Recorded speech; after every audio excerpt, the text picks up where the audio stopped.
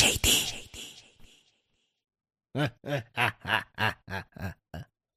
Meron na akong bagong alaga. Wika ng matanda habang nakangiti. Ang kwentong ito ay hango sa totoong buhay. Mula ito sa isa nating kabayan na itago na lamang natin sa pangalang Alberto. Taong 1967, Mindoro. Sa liblib at tagong bayan sa Mindoro, matatagpuan ang isang batang nagngangalang Let. Si Let ay isang tahimik, ngunit palaban na mag-aaral. Sa likod ng kanyang katahimikan, nilulukob siya ng matinding inggit at galit sa mga taong nakakalamang sa kanya. Bagamat sa labas ay tila maamo at mahiyain ang pagkilos, sa loob nito, masamang pag-uugali ang nilalaman.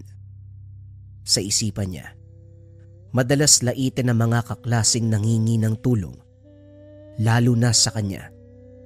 At minsan pa, ginagawa ng masamang kwento ang kung sino mang lumalamang sa kanya.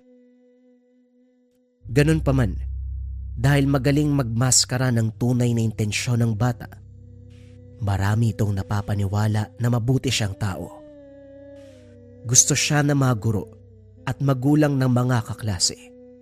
Tila nagpapantig ang kanyang tenga sa tuwing nakukumpara siya ng mga matatanda sa ibang bata. Ginagamit si Let na isang magandang halimbawa. Isang mabuting estudyante at anak. Kahit na masama ang ugali, hindi may kakaila ang kahanga-hanga nitong dedikasyon, lalong-lalo na sa pag-aaral. Sinisiguradong palaging nasa itaas. Masaya na sana si Let sa kanyang maliit na mundo. Kaso nga lang, nagbago ang lahat ng ito nang dumating si Martin. Si Martin ay anak ng kapitan ng bayan, kaya naman kagad nakuha ng mga taong respetuhin ang bata. Hindi sana bibigyang pansin ni Let dahil kilala at respetado din naman ang kanyang ama na si Mang Alberto, isang dakilang manggagamot ng bayan. Marami nang napagaling at tunay na mabuti ang ama. Paminsan, naiisip ni Let na maaaring hindi niya tunay na ama ang matanda. Magkaibang magkaiba ang kanilang pag-uugali. Habang si Let binubuhos ang oras at panahon upang palaging nasa itaas, ang kanyang ama kontento na sa kung anong meron. Bagamat walang mga kapatid o ina ang bata, dalawa lamang sila sa pamilya, hindi ito naging malapit sa ama. Tila nabawasan ang pag-aalala ni Let kay Martin nung una dahil parang hindi ito interesado sa pag-aaral.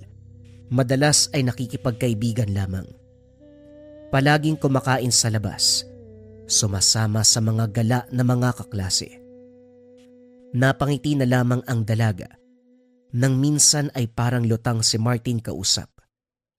Ngunit lahat ng ginhawang nararamdaman ni Let kagad napawi nang lumabas ang resulta ng eksaminasyon.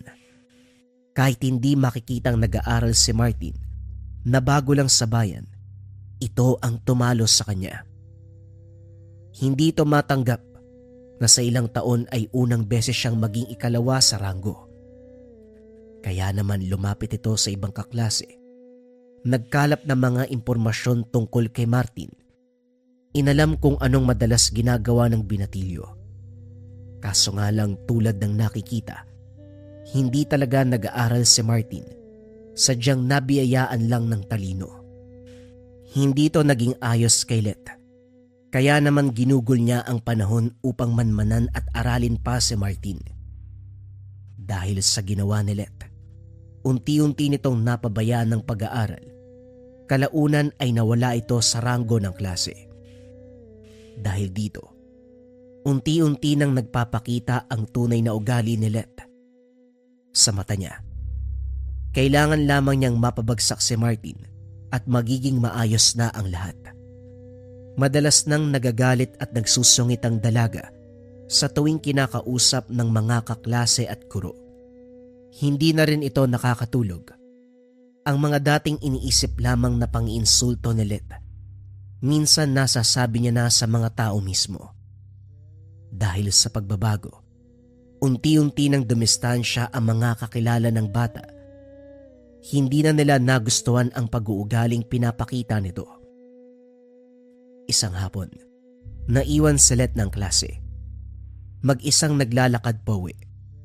Sa daanan, palagi nitong nakakasalubong ang isang taong grasa na tinatawag na baliw ng mga tao.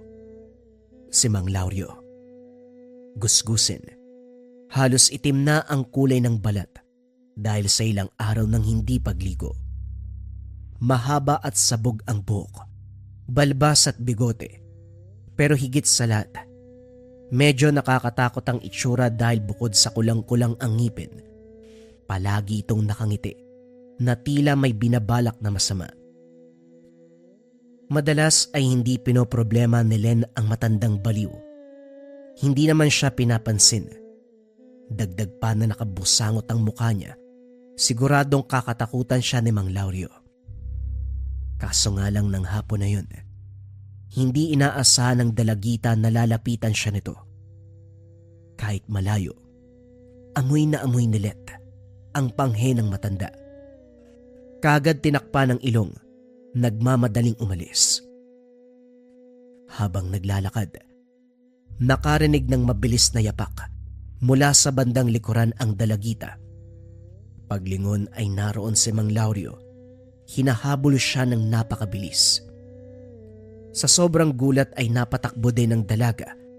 Ngunit hindi pa man nakakalayo ay nadapa siya. Nakakapanindig balahibo ang halakhak ni Mang Lauryo. Kagad tumayo si Let upang harapin ang matanda. At kahit puro sugat ang binti at tuhod, handa itong tumakbo muli.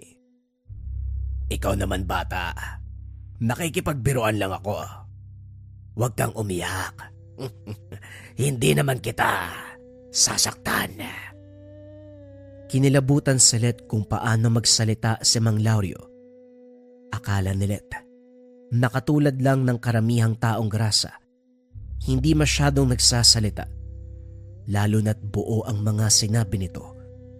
Dahan-dahang bumaba si Mang Lauryo upang magkaharap sila ng dalagita. Hahawakan sana siya ng matanda. Ngunit kagad kumaripas ng takbo. Tila may sinasabi ang matanda, ngunit hindi na binigyan ng pansin ni Let. Ininda ang sakit mula sa mga sugat at pasa. Nais lamang makarating ng ligtas sa tahanan. Pagdating, nakita siya ng ama. Kagad itong tumayo upang kausapin ang anak. Nakarating na kasi ang balita tungkol sa pagbabago ng ugali nito.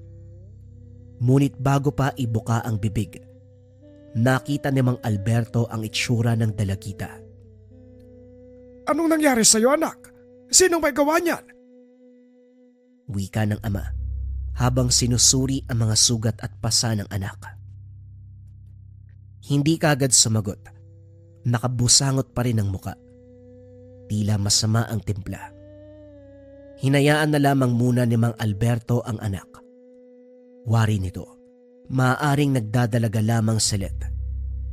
Matapos gamutin, umakyat muna ng silid ang anak. Kahit maraming kaalaman sa panggagamot ang ama, hindi alam ni Mang Alberto kung ano ang dapat gawin sa anak. Ilang taon na rin kasi ang nakalipas, simula ng yumawang asawa.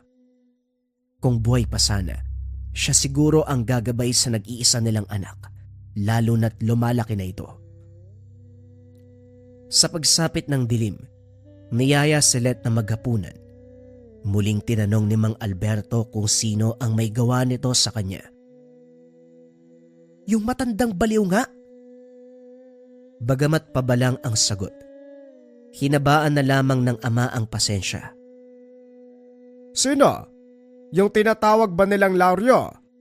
Kung siya nga yun, huwag kang makipag-usap. Alam kong hindi ka masyadong naniniwala sa larangan ko.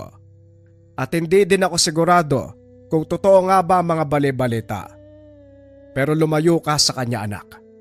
Sabi nila yung matandang yon, meron siyang kakaibang alaga. pero ni isa ay wala pang nakakakita. Ang sabi, baka walang nakakakita sa alaga ni Mang Lauryo dahil pinapakita niya dito mga nagiging saksi. Wika ng ama. Halatang hindi siya interesado sa kwento nito. Kahit natakot sa inkwentro kanina, mas gusto ni Let na malaman kung paanong malalamangan si Martin. Kinabukasan, muling nahuli sa klase ang dalagita. Habang naglalakad pauwi, tinignan niya muna ang kapaligiran. Hinahanap si Mang Lauryo upang makaiwas. Nang mapansin na wala ang matanda sa paligid, naglakad ito ng mabilis upang makarating sa tahanan. Kaso nga lang, biglang nagbago ng direksyon si Let nang makita nitong naglalakad si Martin mag-isa. Kagad sinundan ng binatilyo. Kahit hindi kabisado ang lugar, hindi inalis ng dalaga ang mga mata kay Martin. Ilang minuto pang lumipas bago ito pumasok sa isang tahanan. Sa liblib na bahagi ng kagubatan, natuntun din sa wakas ni Let ang tahanan ni Martin. Tuwang-tuwa, ngunit ng pagmasdan ng paligid, doon niya napagtanto na naliligaw na pala. Pinagtataka ni Let na hindi naman dito ang tirahan ng kapitan, kaya naman mas lalong lumaki ang kuryosidad. Palihim na inikot ni Let ang bakuran, nagbabaka sakaling may bintanang bukas upang masilip. Habang nagmamasid, doon nalaman ni Let na hindi maganda ang trato ng mga magulang kay Martin, kaya madalas itong sumasama sa mga gala, o hindi kaya naman katulad ngayon, pumupunta sa tahanan ng lola. Kahit dumilim na ang paligid, inantay ni Let na umuwi si Martin. Sinundan ito sa tahanan. Sa labas ay kagalang-galang nga ang kapitan, ngunit pagsarado ng pintuan, isang mapanakit na lasenggo ang matanda. Nakita ni Let kung paanong sigawan at saktan ang binatilyo. Kaso nga lang imbis na maawa, natuwa pa ang dalaga. Minabuti ni Let na umuwi bago pa siya mahuli sa kinakataguan. Habang naglalakad, hindi mawala sa pakiramdam na para bang may nagmamasid sa kanya. Lumipas ang ilang oras, nakauwi na rin sa wakas ang dalaga. Malalim na ang gabi. Labis sa pag-aalala ang naramdaman ni Mang Alberto sa anak. Gusgusin. Magulo ang mga buhok. Nilampasan lamang nito ang ama. Dumiretso na sa itaas. Nang gabing yon ay natulog ng masaya si Let. Inalam niya kung paanong gagamitin ang impormasyon upang lalong ipahamak si Martin sa mapanakit na ama. Sa isip ng dalaga na kung mapupuruhan, ito na ang pagkakataon upang hindi na makapasok pa ang binatilyo at muling babalik sa kanya ang titulo ng numero 1. Isang linggo ang lumipas. Naging matagumpay ang masamang plano ni Let. Paunti-unti ay pinagkalat ng dalagita ang masamang ginagawa ng kapitan sa pamilya.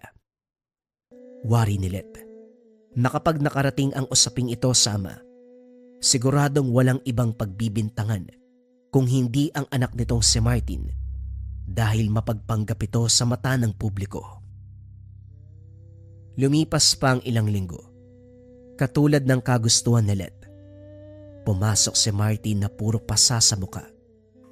Ngunit imbis na tumigil sa pag-aaral, mas lalo itong pinagtuunan ng pansin ni Martin dahil sa takot na umuwi ng tahanan. Kalaunan ay nagkaroon na rin ng lakas ng loob ang binatilyo upang isumbong ang tunay na ginagawa ng ama.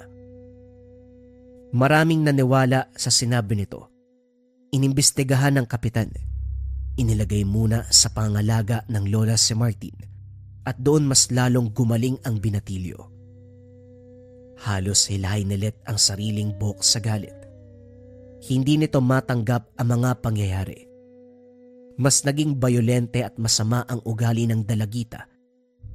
Dahil dito, naging mag-isa si Let palagi niya ring nakakasalubong sa pag-uwi si Mang Lauryo. Bagamat kakilakilabot pa rin ang kinikilos ni Mang Lauryo, hindi na natatakot ang dalaga. Palagi itong nagdadala ng malaking kahoy upang ipaalam sa matanda na hindi siya takot na gamitin ito. Kung minsan ay nakakalimutan niyang magdala, ang bag nito ang hinahanda upang iampas sa matanda sa oras na may gawin ito sa kanya. Isang hapon habang pauwi, biglang ginulat ng matanda si Let. Sobrang nagulantang ang dalagita habang si Mang Lauryo ay tawa ng tawa. Kagad inilabas ni Let ang bato sa loob ng bag. Paulit-ulit na hinampas ang matanda. Ulo kagad ang pinunterya ng dalagita. Nagulat si Mang Lauryo sa inasal nito. Ngunit dahil mas matangkad, kalaunan ay nakaiwas sa gupit ni Let. Duguan na si Mang Lauryo. Nagbanta pa ang dalaga na sa susunod na lalapitan o kakausapin siya nito, tatapusin niya ang buhay ng pulubi. Naglakad na paalis si Let at hindi na lumingon pa. Nanlilisik ang mga mata ng matanda habang nakatitig ng masama sa dalagita. Inilabas ng matanda ang isang berdeng kwintas. Tila umiilaw ang bato nito. Bumulong ng orasyon at sinabi, Mukhang oras na para kumain. Kinabukasan, may nahong nag-antay ang matanda kung saan palaging dumadaan si Let. Iya, may sasabihin ako sa'yo. Sigaw ng matanda, ngunit binilisan lamang ni Let ang paglalakad. Alam ko kung paanong mawawala ang kalaban mo. Napangiti na lamang ang matanda nang tumigil sa paglalakad ang dalaga. Kahit hindi nito alam kung sino o kung ano ang istorya ni Let. Sapat na ang sinabi ng bato sa kanya. Itim na ang puso ng dalagita, punong-puno ng galit at inggit. Dumagdag pa ang pagiging bayolente na siya mismo ang nakasaksi. Anong ibig mong sabihin? Pakiramdam ko, may humaharang sa mga hangad mo. Paano kung sabihin ko sa'yo, kaya kitang tulungan? Wika ng matanda habang nakangiti. Kitang-kita ang napakadumi at dilaw na mga ngipin. Bukod pa rito, napansin din ni Let na medyo mahaba at matalas ang ngipin ng matanda. Gayunpaman, mas interesado si Let na malaman kung ano ang tulong na sinasabi ni Mang Lauryo. Balita ko nga, may alaga ka eh. Tama ka dyan, Iya. At syempre, kailangan kumain ng ating mga alaga. Kung gusto mo magtulungan tayo. Paano? Ipakain natin sa alaga ko kung sino man ang kinaiinisan mo para pareho tayong masaya. At ano namang kapalit? Hindi ka ba nakikinig, Iya? Kakain ng alaga ko. Isipin mo na lang din na ito ang paraan ko upang mahingi ng tawad dahil ginulat kita nung nakaraan. Sige, pumapayag ako. Anong kailangan kong gawin? Pinaliwanag ng matanda ang plano. Umuwi na si Let nang matapos ang pag-uusap.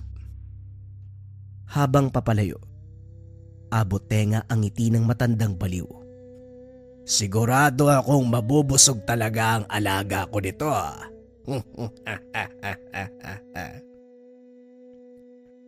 Kinabukasan habang nasa eskwela, kinausap ni Let si Martin. Alam kong hindi tayo naging malapit. Gusto ko lang magandog ng tulong sa'yo kung mamarapatin mo. Siguro naman, nabalitaan mo na albularyo ang aking ama. Wika ni Let. Pinaliwanag nito, merong nilalang na nagtutupad ng kahilingan. Nais niya sanang ibahagi ito sa kaklase upang kahit papano ay makatulong. Bagaman nag-aalangan, nagpasalamat ang binatilyo sa alok ng kaklase.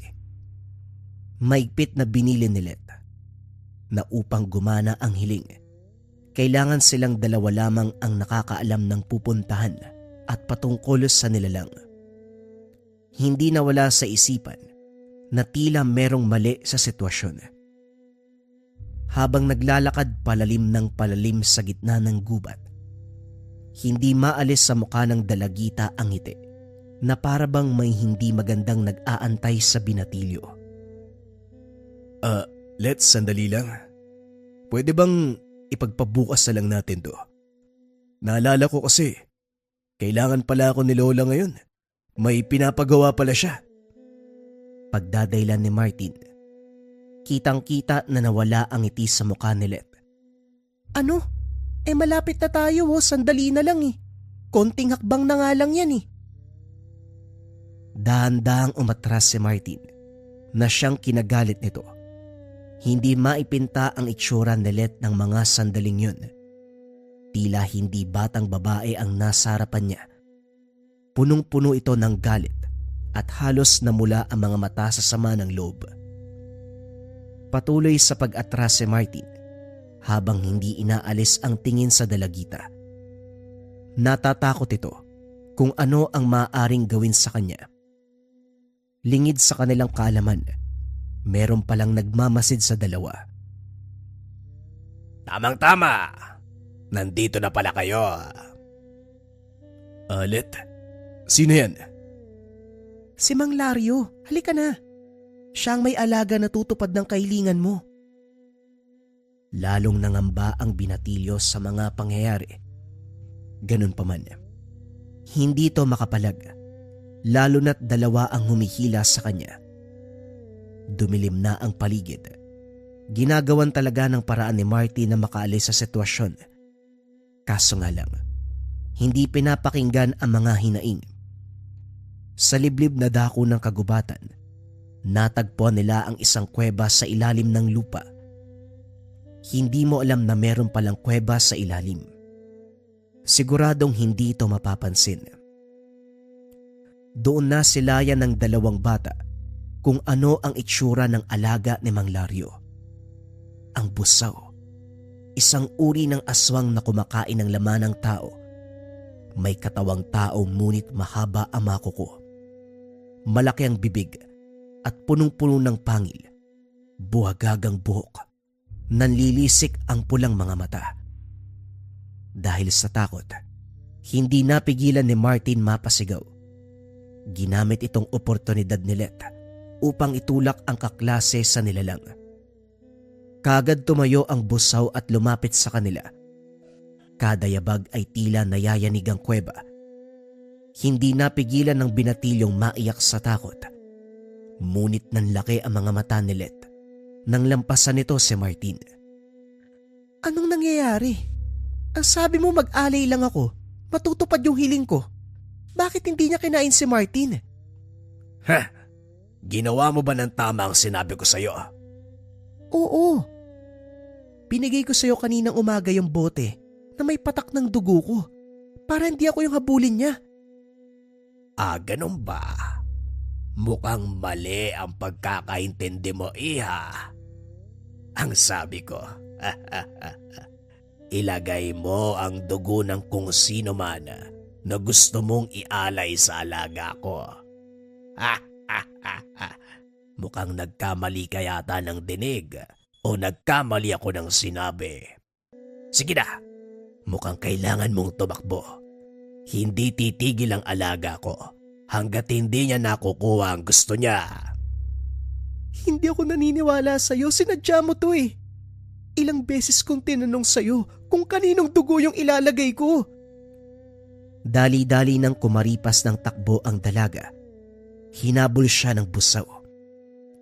Hindi na lumingon pa ang dalaga. Nagpunta sa tahanan na siyang kinagulat ng ama. Oh, anong nangyari? Bakit ang aga mo? Hindi to pinansin ni Let. Dumiretso na lamang sa kwarto. Sinarado ang mga bintana, pati na rin ang pintuan. Nagtalukbong ng kumot. Balik tayo sa loob ng kuweba. Tumayo ka na dyan, iyo. Nakakatakot man niyang alaga ko. Hindi ka dapat mabahala, lalo na't hindi mga tulad mo ang gusto niya. Ano pong ibig mong sabihin? Hindi ordinaryong busaw ang aking alaga, iyo. Mapili siya sa kinakain. Sa tinagal-tagal kong kasama ang alaga, napansin namin, mas nasasarapan siya sa taong may timang puso. Mas malasa daw ito. May pagkamaanghang. Kaya umuwi ka na. Siguraduhin mong hindi pagsasabi kahit kaninong nakita mo. Lalo na kung ayaw mong ikaw ang sumunod. Sumang-ayon ang binatilyo. Ligtas itong nakauwi. Nang gabing yun, umalis na ng kuweba ang matanda. Sa anino nito nagtago ang alaga. Ilang beses kinakatok ng ama si Let, ngunit nagmatigas ito. Ano ba kasing problema? Dalawa na nga lang tayo sa buhay, Let. Bakit hindi mo pa kaya magtapat sa akin? Dahan-dahang binuksan ni Let ang pintuan. Namamaga ang mga mata. Nagsumbong na si Let sa kaganapan. Hindi makapaniwala si Mang Alberto na magagawa ito ng kanyang anak. Gayunpaman, gagawin niya ang lahat ng makakaya upang protektahan ito. Ibinahagi ng dalaga ang bawat detalye patungkol sa nilalang, pati na rin sa matandang pulubi. Ngunit hindi nito sinabi ang patungkol kay Martin. Dahil dito, nagkaroon ng ideya ang ama kung paanong papaslangin ang nilalang. Inilabas nito ang tangang anting-anting kasama ang mutya ng gabi. Ito ay bato mula sa pusod ng dagat na kayang magpahina ng nilalang sa gabi. Inilagay niya ang anak sa bilog na gawa sa asin. Sinabihan nito na huwag aalis. Pagbukas ni Mang Alberto ng pintuan, hindi na pala nito kailangang lumayo dahil mismong ang kalaban na ang nagdala sa nilalang. Nanlaki mga mata ni Mang Lario nang mapagtantong anak pala ng kilalang albularyo ang batang gustong patayin. Gayunpaman, nangako na ito sa alagang kakain at yon ang gagawin nila. Alam mo naman siguro ang ginawa ng unika iya mo. Hahayaan mo bang madumihan ang pangalan na inalagaan mo sa loob ng ilang taon dahil lang sa kasamaan ng iyong anak? Bata pa ang anak ko at marahil naninibago lang siya. Hindi pa niya lubos na iintindihan ang tama't sa mali. Huwag ka magpatawa. Hindi na bata ang anak mo. Alam nating dalawa na alam niya kung ano ang tama't mali. Sadyang hindi lang mabuting tao ang anak mo. Kaya mas mabuti pang ibigay mo siya sa amin. Hindi na nagsalita pa si Mang Alberto. Hinanda niya ang mutya.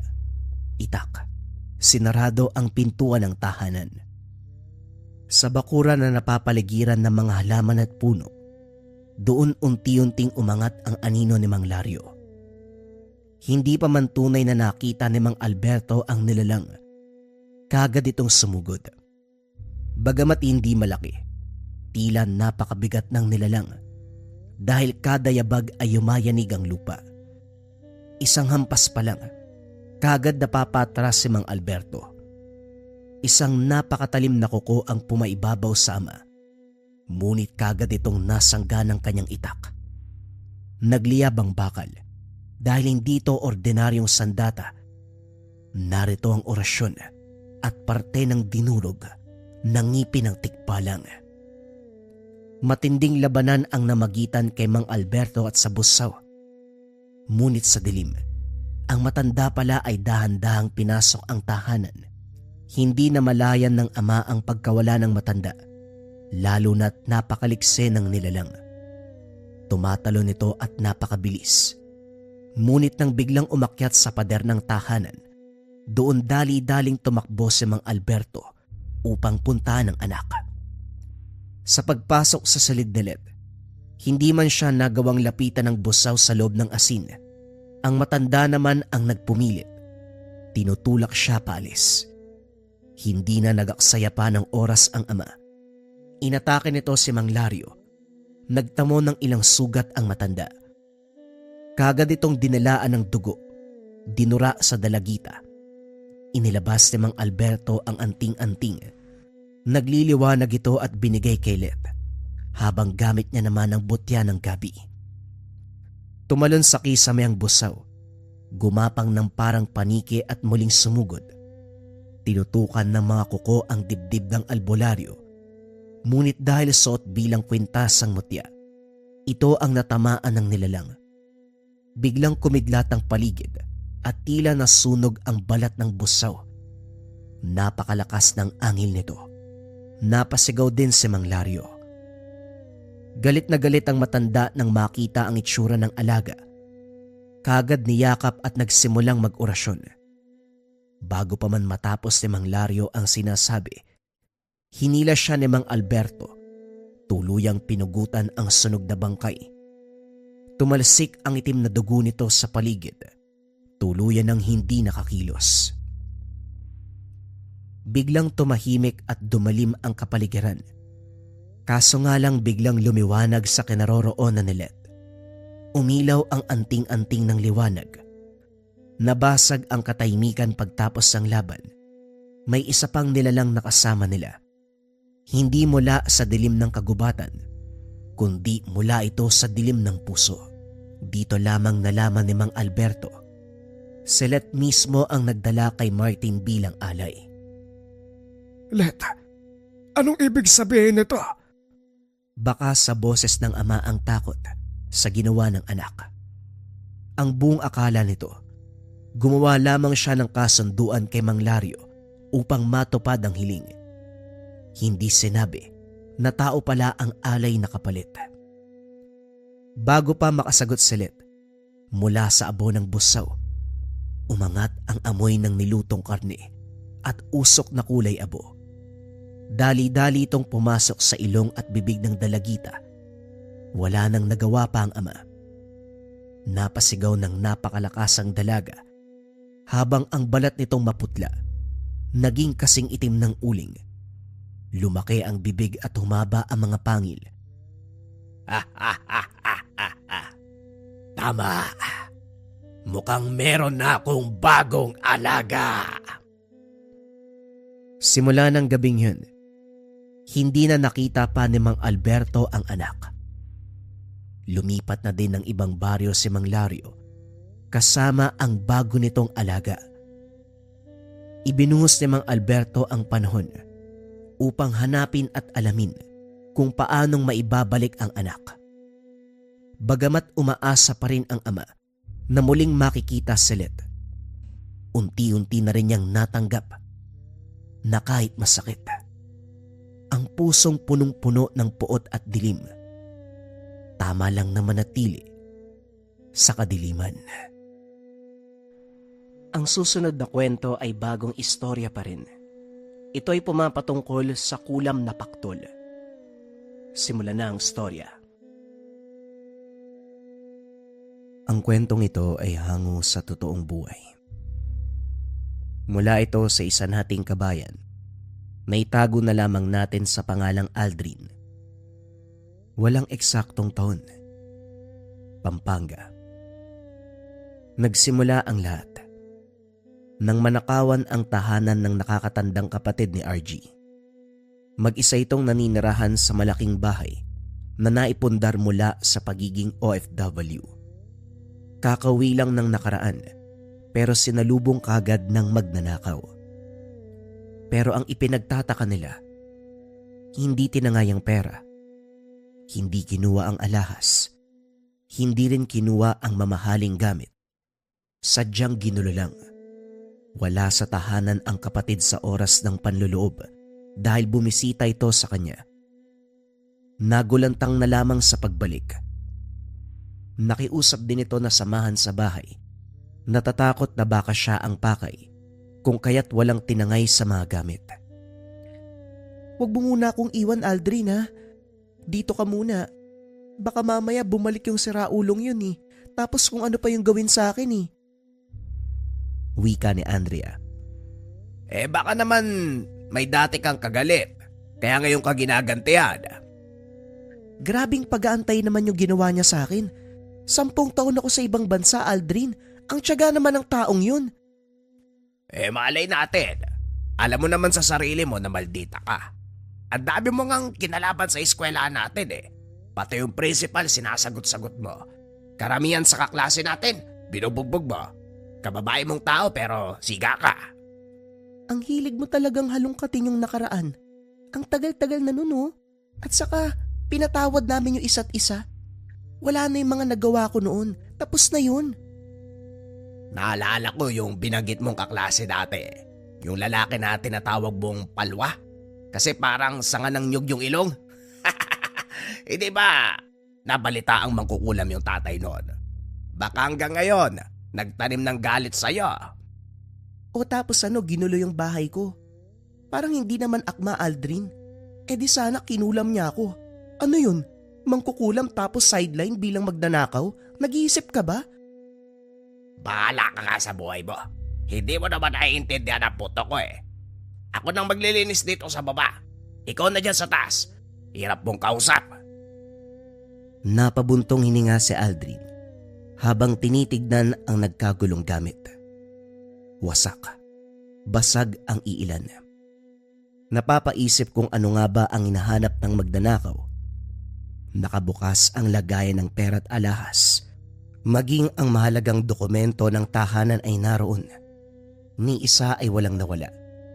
Wala ni sentemong kinuha. Kaya naman pagkatapos ng paglilinis, sinadya ang kapitbahay na kakilala lang din. Pasensya ka na, Aldrin, ha? Wala talaga ako napansin eh. Matagal ako matulog, minsan inaabot na madaling araw. Wala akong narinig na ingay o kaluskos dyan sa bahay ng ate mo. Maliwanag ang buwan kagabi. Dito pa nga ako pumesto sa bintana eh, kung saan direktang nakaharap sa tahanan ng ate mo. Pero wala talaga. Tumingin ka ba sa likuran? Baka doon dumaan. Wika ni Rene. Nasuri na ni Aldrin ang buong bahay. Walang bakas na pwersahang pinasok. Walang basag ang mga bintana. Hindi rin nasira ang pintuan, kaya naman umusad siya sa kabilang kapitbahay. Ito ang nasa likod ng tahanan. Katulad ni Rene, wala ring napansin ang mga ito. Bumalik na lamang ang binata at muling kinausap ang kapatid. Pinilit niyang mag-isip. Alalahanin ang mga taong nakasalamuha, lalong-lalo na ang naagrabyado. Kaso nga lang, ang depensa ng kapatid, lahat ng nakaaway noon ay napatawad na siya. Huwag na lang natin siguro masyadong pansinin. Ikaw naman masyado mong binibigyan ng kahulugan ng mga bagay-bagay. Talaga mababaliw ka niyan eh. Aba ayos ah. Ikaw tong takot na takot kanina, ayaw magpaiwan. Tapos ngayon wag na masyadong pansinin. Hindi kita maintindihan. Napailing na lamang si Aldrin. Siya kasi ang tipo na aalamin ang kaganapan, lalong-lalo na sa ganitong sitwasyon.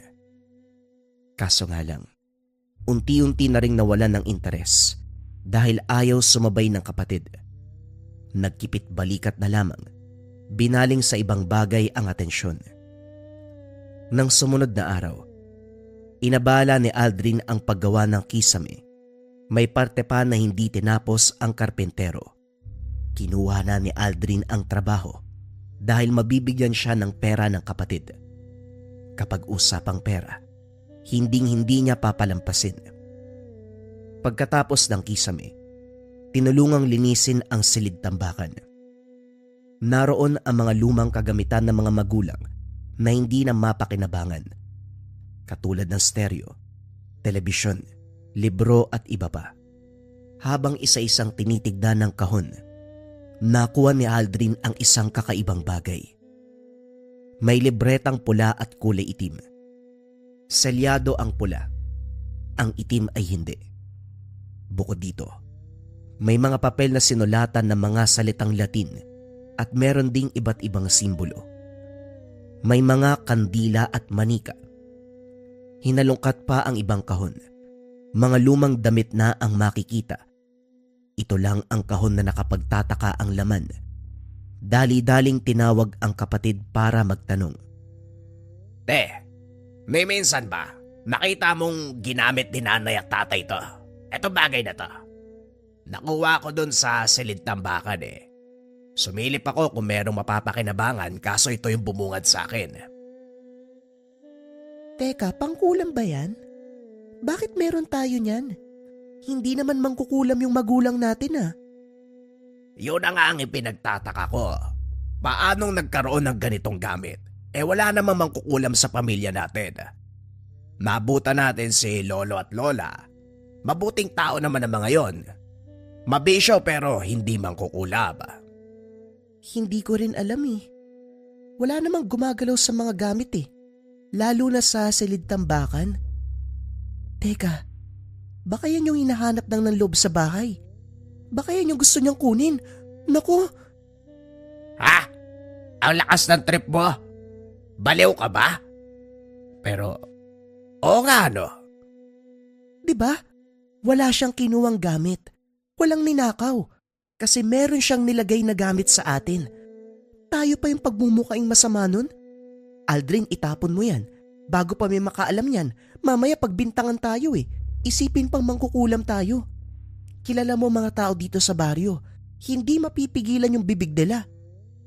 Hindi, teka, sadali lang, wag muna. Itabi natin. Sigurado ako may dahilan kung bakit nandito yan. Kung ang nang loob nung nakaraan ang naglagay nito, may posibilidad na babalik yon. Antayin natin na magpakita. Sigurado ka ba? Baka mamaya mapahamak tayo. Sinunod ni Aldrin ang plano sa isipan. Itinago ang gamit. Nagtanong-tanong na rin siya sa kakilalang albularyo tungkol sa ganitong bagay. Hindi muna binanggit na merong gamit sa kanila. Nag-usisa lang kung paanong gagana ang ganitong klase ng kasamaan. Marami siyang natutunan. Bigla ring nagbago ang usapan nang mabanggit ang pangloloob sa tahanan. Kagad nagbigay ng opinyon ang albularyo. Binalaan din siya. Bantayang maigi ang kapatid dahil masama ang kutob. Total na pag-usapan na natin ang kulam at kamakailan lang may nanloob sa tahanan ng kapatid mo. Walang kinuhang gamit, hindi ba? Walang nakakaalam kung ano ang ginawa ng taong yon. Sa akin lang, baka may gamit na sinadyang kuhain para sa isang mahalagang bagay. Pwedeng hindi kagamitan sa tahanan. Sinong nakakaalam, hindi ba? Malay mo, personal na gamit ng ate mo. Sabihin nating damit, hibla ng buhok, o kung ano pa na pwedeng gamiting orasyon, lalo-lalo na kung pumapatungkol sa kaliwa.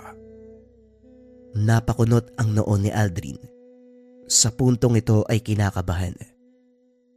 Damit? Kuko? Buhok? Teka, may gustong mangulam kay ate? Hindi ko masasabi ang bagay na yan kasi hindi ko alam kung anong kinuha ng nanloob. Baka malay mo baliw lang talaga. Nakapasok ng tahanan kaya ginulo yung mga gamit mo. Kaya nga ang unang payo ko sa'yo, bantayan mong maigi ang kapatid mo. Kung sakaling may mapansin kang kakaiba, huwag kang magdadalawang isip na bumalik dito. Nakahanda naman akong tumulong eh. Natahimik si Aldrin. Napanatag na sana nang mapagpasyahan na huwag nang pansinin ang nangyaring pangluloob. Pero muling nabulabog. Nang matuklasan ang gamit ng pangkukulam, idagdag pa ang mga impormasyon na nakuha sa albularyo. Hindi maiwasang baliwalain ang sinabi nito dahil mataas ang kaalaman ng matanda sa ganitong bagay. Kaya naman pag-uwi ng tahanan, kagad hinanap ang kapatid. Inusisa kung meron bang kakaibang nararamdaman. Nakulitan ng kapatid dahil palaging nakabuntot ang binata saan man ito magpunta. Oras-oras nagtatanong tungkol sa pakiramdam. Kapag naman magrereklamo na masakit ang ulo, kagad minumungkahi na magpasuri sa albularyo. Ano bang akala mo sa akin na engkanto? Na maligno? Albularyo ka ng albularyo eh. Sa kilos mong yan, sa ating dalawa ikaw pa'y mas nangangailangang ipatingin sa albularyo. Baka ikaw tong naengkanto eh. Gusto ko lang naman na maging maayos ka. Tayo na nga lang yun nandito oh. Naku, tigil-tigilan mo ko ha. Napapasobra yung pag-aalala mo. Umabot pa sa albularyo. Nakakatakot ka mag-alala, Aldrin. Kinikilabutan ako ng wala sa oras eh. May lagnat, sinipon lang, inubo, albularyo kaagad. Sus Mariosep naman. Napakamot ng ulo si Aldrin. Ngayon lang din napagtanto. Napapasobra na sa pag-aalala. Kaunting bahing ni Andrea, albularyo ang bukang bibig. Dahil dito, tinuruan ang sariling kumalma. Huwag mag-isip ng kung ano-ano. Sa paglipas pa ng mga araw ay walang nangyari. Nakalimutan ni Aldrin ang tungkol dito dahil sa dami ng inasikaso. Si Andrea naman, naging abala sa tinayong tindahan. Habang nakatutok sa kani-kanilang pinagkakaabalahan, hindi na pagtuunan ng pansin ang senyales ng kulam. Unti-unting bumagsak ang kalusugan ni Andrea. Makailang beses nagpasuri sa doktor. Labas-pasok sa ospital. Inubos ng mamahaling gamot ang pera. Ayon sa pagsusuri, kanser ang sakit. Umabot pa sa puntong sisihan. Nakiusap si Andrea na manatili muna si Aldrin upang merong katuwang sa tindahan. Ang binata naman nawala sa pagtitinda ang hilig. Namasukan bilang factory worker sa ibang bayan. Malaki ang tindahan ng kapatid. Hanggang gabi ang bentahan dahil nalalagay sa lungsod kung saan maraming tao. May naglalaki ang gusali sa paligid, parke, at mga lugar na nagbubukas lamang tuwing gabi. Ang mga trabahador sa tindahan bumibili. Nasasayangan sa kikitain, kung kaya't tiniis ang antok, pagod at puyat. Sa dami ng pera mo, hindi ka man lang nakaisip na magsuhol ng katulong. Talagang inako mo ang lahat, no? Ikaw rin kasi ate, hindi ka nagsabi kaagad. Meron ka na palang sakit noon, hindi mo sinabi sa akin. Kaya nga hindi na ako pinabalik ng amo ko dahil sa kondisyon ko. Ikaw naman kasi, sabi ko sa tindahan ka nalang mamasukan, nag-iinarte ka pa. Sasahuran naman kita ng tama Ay sus naman talaga, oo. Sa sobrang paghabol mo sa pera, pinabayaan mo ang sarili mo. Ate naman, sana man lang naisip mong magpahinga, puro ka trabaho. Ano nangyari sa'yo ngayon? Pinatawag kita para bantayan ako dahil nangihina, hindi para sermonan mo. Hindi ako mamamatay sa sakit Mamamatay ako sa kakadakdak mo Tumahimik na si Aldrin at hindi na kumibo. Sa paglipas ng mga araw, lalong lumala ang kalagayan ni Andrea. Hirap sa pagbangon dahil sa matinding pananakit ng buto. Idagdag pa ang biglaang kakapusan ng hininga. Tuloy-tuloy ang abo. Butot balat na lamang dahil lugaw na lang ang kinakain. Hirap na rin sa pagtulog. Muling pinatingin ni Aldrin ang kapatid, pero wala nang nagawa ang siyensya para isalba ang kondisyon. Muling nagbigay ng reseta, pero hindi nangangahulugang gagaling. Pinapahaba na lamang ang oras. Masinsinang nag-usap ang magkapatid. Tinanggap na ni Andrea ang kondisyon. Si Aldrin sa kabilang banda, hinanda na rin ang sarili sa posibilidad. Hindi nagtagal. Hindi na kumakain. Hindi na umiinom ng tubig. Hindi na nagsasalita. Nakatulala na lamang. Hanggang sa sunod na napansin, wala na itong buhay. Lumipat na sa tahanan ng kapatid si Aldrin. Ito ang huling hiling bago mamaalam. Habang naglilinis, muling napansin ang kahon na pinagsidlan ng kagamitan sa kulam. Binalot at saka sinunog kasama ang iba pang basura. Sa isip ng binata, walang silbi ang pagtatago ng bagay mula sa panig ng kaliwa. Hindi na rin sumagi ang planong paghihintay na makabalik kung sino man ang nag-iwan nito. Sa pagdaan ng mga araw, muling nag-cruise ang landas si Aldrin at ang albularyong si Mang Omar. Parehong hindi nagmamadali, kaya napahaba ang usapan. Natalakay ang tungkol sa buhay-buhay hanggang sa nabanggit ang kahihinatnan ni Andrea. Dito lang din naalala ng binata ang sinabi ng albularyo tungkol sa kulam. Naku, mahigpit kong bilin sa'yo noon. Nabantayan mo ang kapatid mo. Bakit hindi mo ko naisip na mga panahong mahihirapan ng ate mo, di sana may nagawa tayo? Wika ni Mang Omar. Napakamot naman ng ulo si Aldrin. Nagsisisi kung bakit hindi naisip ang matanda ng mga oras na yun. Hindi ko na masyadong napansin kasi wala namang nangyari. Sabi pa ng doktor, cancer. Alam naman natin na kapag cancer, wala na talagang pag-asa. Tapos si ate, may komplikasyon na dati pa, hindi lang nagsabi. Lumala nung napasubsob sa trabaho sa tindahan. Kayo po ba? Sa ganung sitwasyon, may magagawa bang isang albularyo? Maraming paraan. Lalo na kung ang sanhi ng pagdurusa ay may kinalaman sa kaliwa. Kung tama ang hinala ko, nung nagkwento ka tungkol sa nangyaring panloloob, pwede pa sanang maisalba ang buhay ng ate mo Dahil ang kulam, pwedeng kontrahin, pwedeng talunin, at pwedeng ibalik sa mangkukulam. May hindi ako nasabi sa'yo tungkol sa isang bagay, Mang Omar.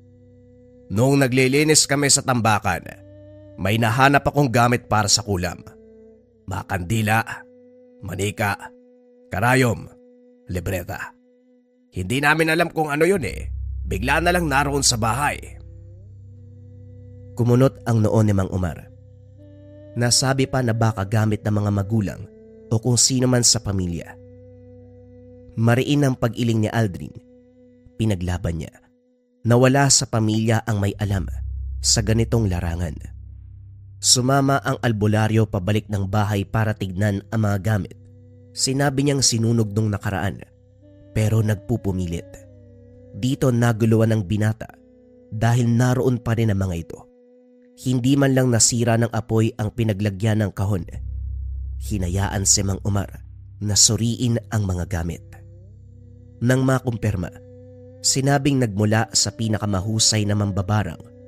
May bakas pa ito ng bisa kahit matagal nang hindi ginalaw. Nag-aantay lang ito ng orasyon para maging alerto. Sino nga ba nagmamay-ari niyan? Sigurado ka ba na hindi ito sa inyo? Huwag nga kayong mahiyang umamin. Grabe ka naman, Manong. Ganyan ba kami talaga kasama sa paningin nyo? Hindi nga po sa amin yan. Itinabi ni Mang Omar ang gamit.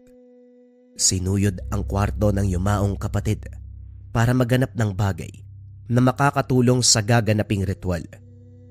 Nagilap ng albularyo ang bahagi ng cabinet kung saan puno ng ginupit na buhok. Iho, ano to? Hindi lang pala lumang gamit ang tinambak niyo, pati buhok. Kay Ate Andrea yan. Hindi niya kasi tinatapon yung mga ginupit na buhok. Iniipon niya Ewan ko, hindi ko alam kung para saan ba yan. Tinignan ni Aldrin ang bahagi kung saan nahanap ng albularyo ang supot. Hindi ito ginalaw, pero maraming nauhulog na hibla sa sahig ng cabinet. Kaagad kumuha ng walis, pero pinigilan. Nasagot na natin ang panloloob. Hibla ng buhok ang pakay ng taong yon. Upang makumpirma, halika, gagawa tayo ng ritual. Hinayaan ni Aldrin ang matanda. Sa isip niya, walang mawawala kung susubukan. Isa pa, wala nang rason para magpigil dahil sumakabilang buhay na ang kapatid. Sumama siya sa tahanan ni Mang Omar. Naging saksi sa isinasagawang ritual. Nagbuhos ng apog sa palangganang may sagradong tubig. Pinalutang ang hibla ng buhok. Nagsende ng kandila at saka dahan-dahang pinapatak. Hindi nagtagal, nabuo ang hubog ng isang babae. Muling sinambitan ng orasyon, dinaman ng albularyo ang nilalabas na enerhiya.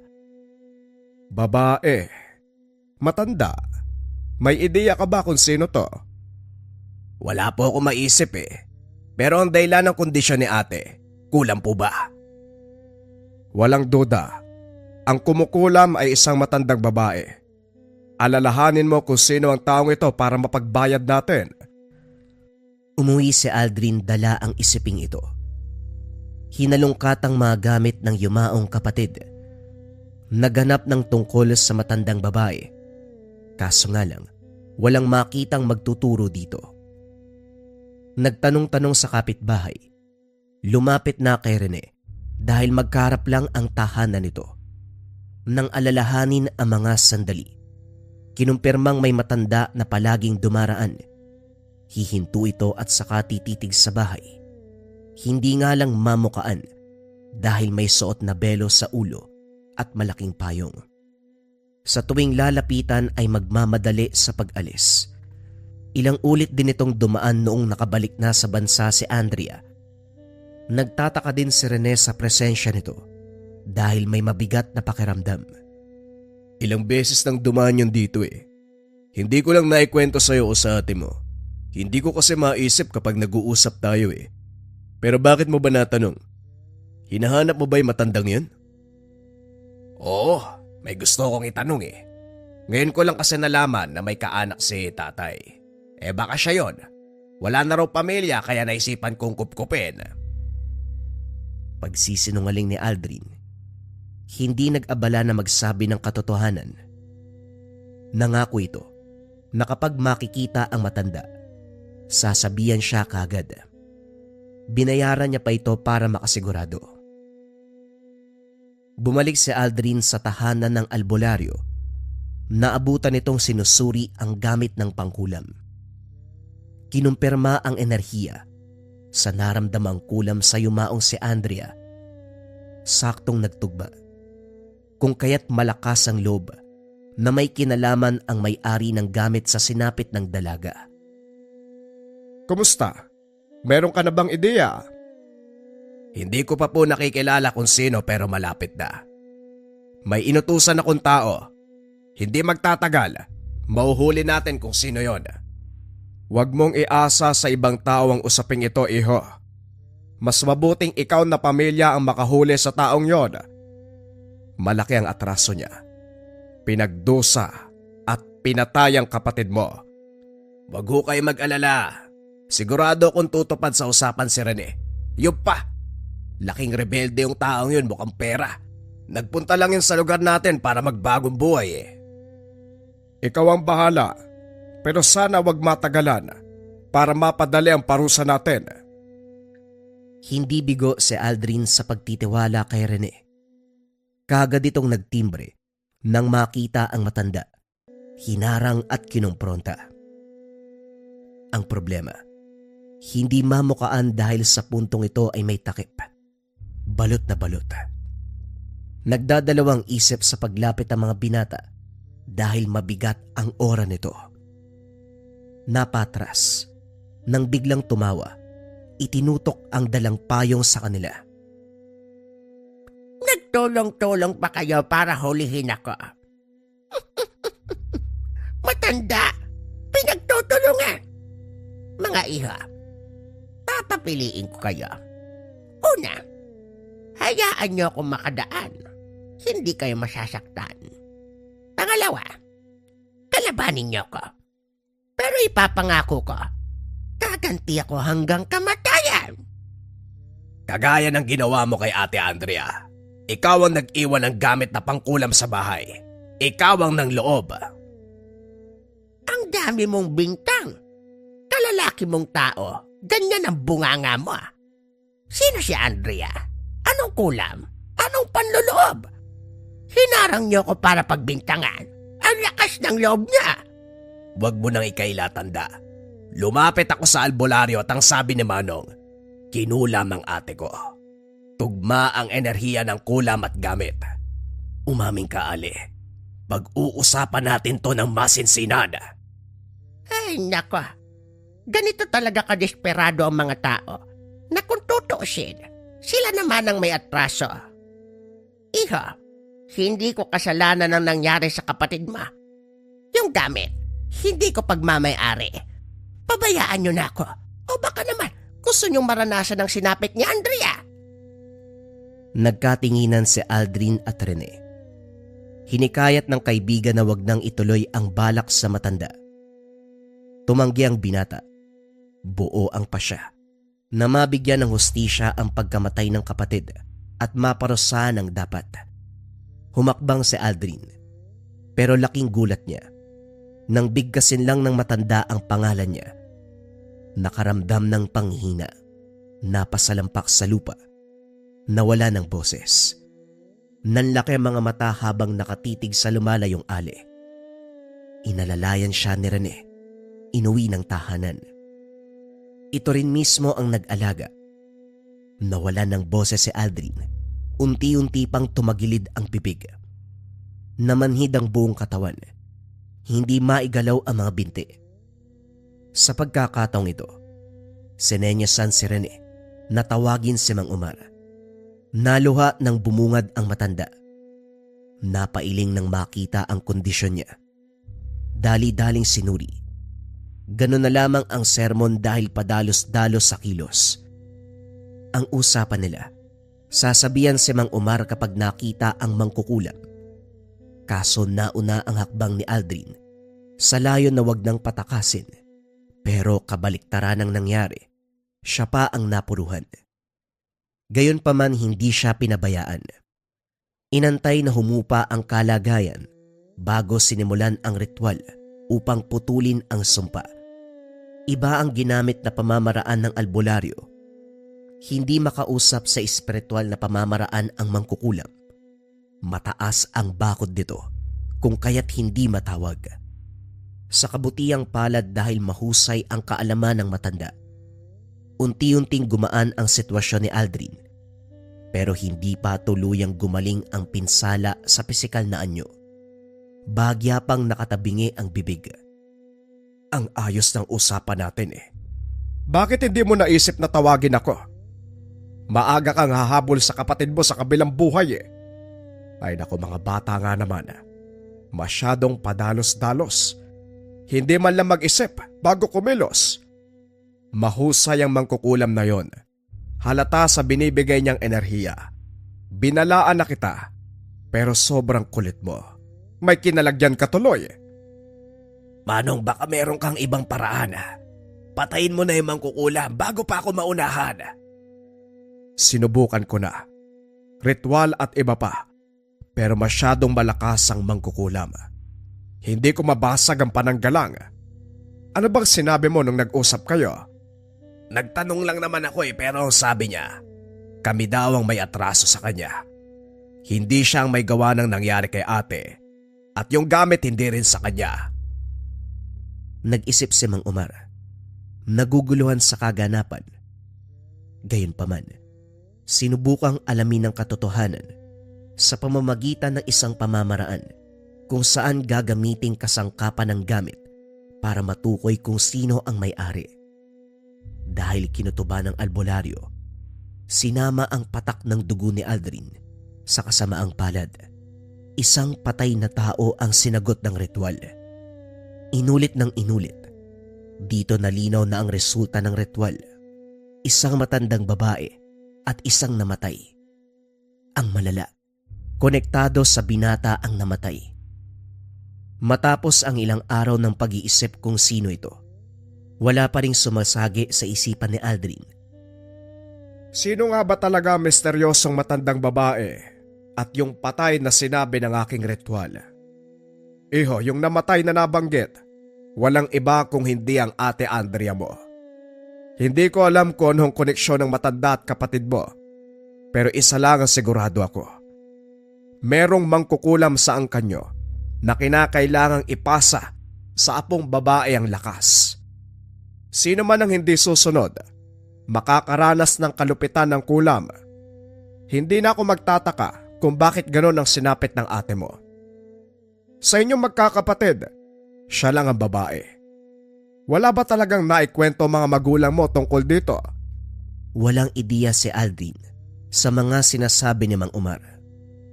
Yung matanda ka mag-anak. Pero ano bang kinalaman niya sa pangyayari? Yan ang hindi ko masasagot. Kung ano mga nasabi ko sa iyo, yon ay batay lamang sa aking obserbasyon. Inutusan pa ni Aldrin si Rene na magmanman sa lugar. Magtimbre kung sakaling magpapakita ang matanda. Kaso hindi na ito bumalik. Kasabay ng paglaho ng matanda, ang pagkawala ng pinsala sa binata. Kahit anong gamot ang ilapat ng albularyo, hindi bumalik sa ayos ang tabingi na bibig. Nanatiling palaisipan kung sino ang matandang babae at kung ano ang koneksyon nito sa pangyayari. Isa pang tanong na gumugulo kay Aldrin hanggang sa ngayon. Sino sa ang kanila ang mangkukulam at orihinal na may-ari nang natagpo ang mga gamit? Sa palagay niyo mga kabayan, tama kaya yung sinabi ni Mang Umar? Kaanak kaya nila ang matanda? At ang ibig sabihin ng paulit-ulit na pagdaan sa tahanan, kinukumbinsi si Andrea na tanggapin ang pagpapasa ng lakas. At kaya namatay si Andrea dahil hindi niya tinanggap ang kaalaman sa kaliwa. Ano sa palagay niyo mga kabayan? Maligaya akong babasahin ang inyong opinyon sa ating comment section. Dapat hindi ka mabaho. Sa mga kabayan, mag-gym tayo ngayon. Outfit check. Under Armour, tas ito likha na hoodie, tas likha na cap. Pero ang pinakamahalaga kapag nag-gym tayo mga kabayan, dapat hindi ka mabaho. Pakita ko sa inyo mga kabayan yung daily perfume ko mula sa Likha merchandise. Ito, Maharlika Perfume Marilag. Yung amoy nito mga kabayan, sobrang sweet, vanilla, ang bango. Ang sarap-sarap mo lang amuyin. At maganda rin yung pang spray niya. Ayan. Pinapanligo ko to. Kasi bukod sa sobrang bangong scent, kasama din sa ating Maharlika Perfume Marilag, pampaamo. Napakabisang pampaamo niya at panghalina. Yung panghalina mga kabayan, mataas na uri ng pang-attraction siya. Meaning to say, kapag na-attract na ang isang tao at na amoy ka nila, doon sila umaamo mga kabayan. Naranasan nyo na ba minsan na yung kausap nyo sobrang gaan sa pakiramdam kapag nag-uusap kayong dalawa? May mga pagkakataon na yun ay nagmumula sa bango ng amoy ng isang tao. Yan ang bisa ng ating Maharlika Perfume. Available to sa Likha merchandise mga kabayan, at yes, may kasama pa rin tong rituals or routines, orasyon at guidelines na pwede nyong gamitin bago nyo i-spray ang perfume. Sa lahat na interesado, isearch nyo lang yung shop ng Likha merchandise.